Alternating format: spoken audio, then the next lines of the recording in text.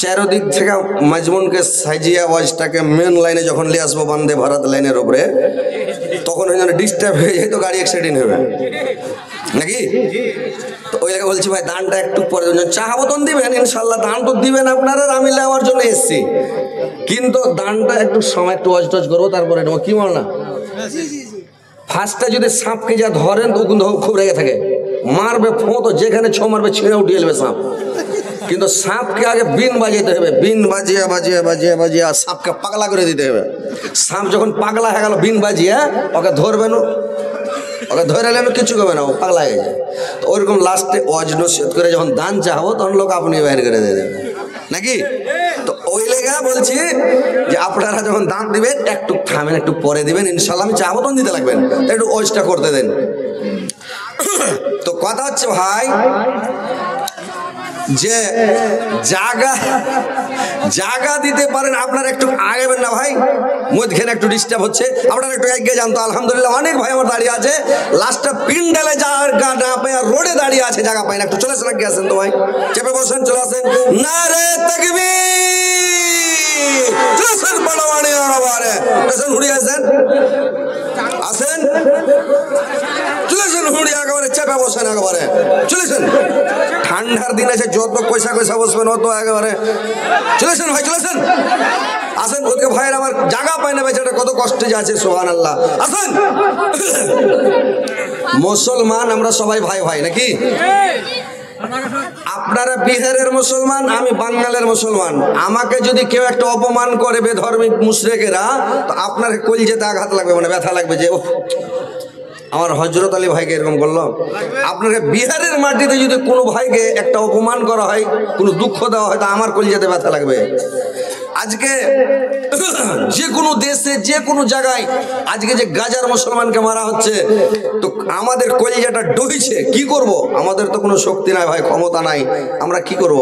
আমাদের অস্ত্র, আমাদের হাতিয়ার খালি দোয়া করা, আল্লাহর কাছে দোয়া করবো, আল্লাহ এর বিচারটা তুমি করিও। আর ঠিক আল্লাহ বিচারটা করতে লেগেছে, আল্লাহর পক্ষ থেকে বিচার শুরু হয়ে গেছে।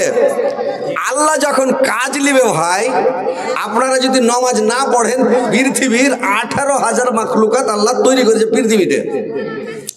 6,000 মাখলুকাত ডিম দেনেওয়ালা, 6,000 মাখলুকাত ডিম পাড়ে, ডিম থেকে বাচ্চা হয়। 6,000 মাখলুকাত বাচ্চা দেয়, 6,000 মাখলুকাত বাচ্চা দেয়। আর 6,000 মাখলুকাত আল্লাহর ট্যাগ দেয়, মানে গ্যাজ থেকে গাছ হয়, গাছ যে হয়, গ্যাস থেকে গাছ হয়, ওরা 6,000 ডিম দেয়, 6,000 বাচ্চা দেয়, 6,000, 3 6 18,000 মাখলুকাত আল্লাহ পৃথিবীতে তৈরি করেছেন। তার মধ্যে যদি মানুষ, মানে মানব জাতি, সারা পৃথিবীর মানুষ যদি আল্লাহর ইবাদত করা ছেড়ে দেয়, তো আল্লাহর 17,999টা মাখলুক আছে কিনা পৃথিবীতে, তাহলে অন্য মাখলুকাতের দ্বারাই ইবাদতটা করিয়ে নেবে কিনা। আপনারা আমরা সারা পৃথিবীর মানুষ যদি আল্লাহর ইবাদত করতে লাগে, আল্লাহর সম্মানটা বেড়ে যাবে না, আল্লাহর আরো উঁচা হয়ে যাবে না, সম্মান বেড়ে যাবে না। আমরা যদি সারা পৃথিবীর মানুষ যদি নামাজ রোজা ছেড়ে দিই, আল্লাহর সম্মান ঘটে যাবে না, ঘটবে যে ভাই। আল্লাহ অন্য মাখলুকাতের দ্বারা দিয়ে ইবাদত করিয়ে নেবে কিনা। আল্লাহর মাখলুকাতের কমি নাই। তো আল্লাহর মাখলুক দেখেছেন, আব্রাহা যখন কাবা ভাঙতে এসেছিল, তো কাবা ভাঙতে যখন আসে, তো আব্দুল মুত্তালিবকে ডেকে পাঠালো, ডেকে পাঠিয়ে বলল, দোভাষীর মাধ্যমে আব্রাহা জিজ্ঞাসা করলো, মানে আব্রাহার ভাষা আলাদা, সৌদিয়ার ভাষা আলাদা। তো ও আব্রাহা এর ভাষা বুঝে না, আব্দুল মুত্তালিব ওর ভাষা বুঝে না।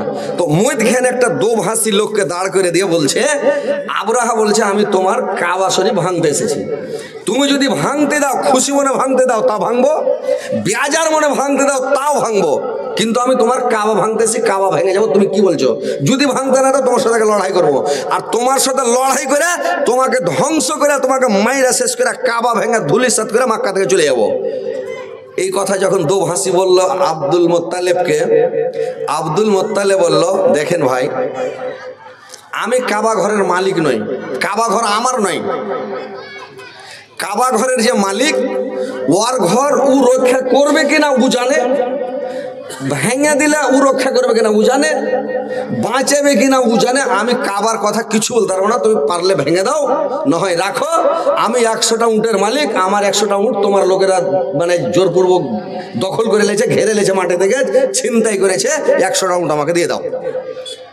আবরাহা যখন এরকম শুনলে, ওকে দো ভাসি বলছে যে এরকম উঠ চাইছে, ও কাবার কথা কিছু কয় না, ওই কাবার মালিক বুঝবে, আমি কাবার মালিক লই।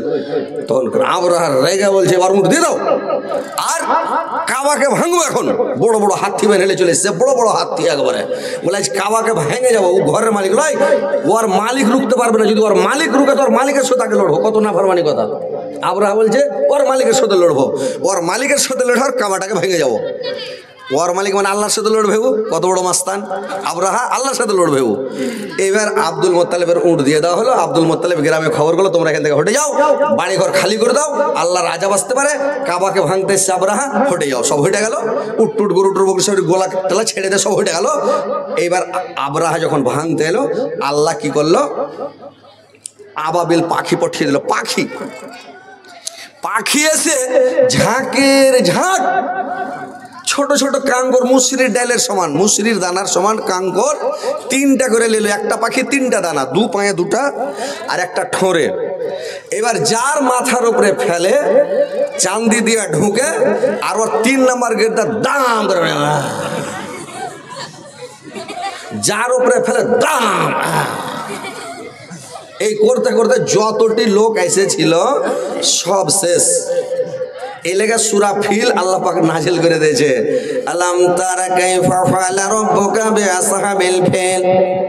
তুমি কি দেখো নাই তোমার প্রভু হাতিওয়ালার সঙ্গে কিরূপ ব্যবহার করেছিলেন, তাদেরকে কিভাবে ধ্বংস করেছিলেন, তাদেরকে একবারে ধুলিস্যাৎ করে মিটিয়ে দিয়েছিল। ভাই তাদেরকে ধুলিস্যাৎ করে দিয়েছে। আবরাহা বাজরা সবকে শেষ করে দিয়েছিল। হাতিটাতি যত হাজার হাজার সেনা সমান্তরে ছিল সবকে মানে শেষ করে দিয়ে চাবিয়ে খাওয়া ঘাসের মতন করে, একবারে কাটা ছানির মতন করে সবকে রেজা রেজা করে পাথর ফেলে ফেলে শেষ করে দিয়েছিল।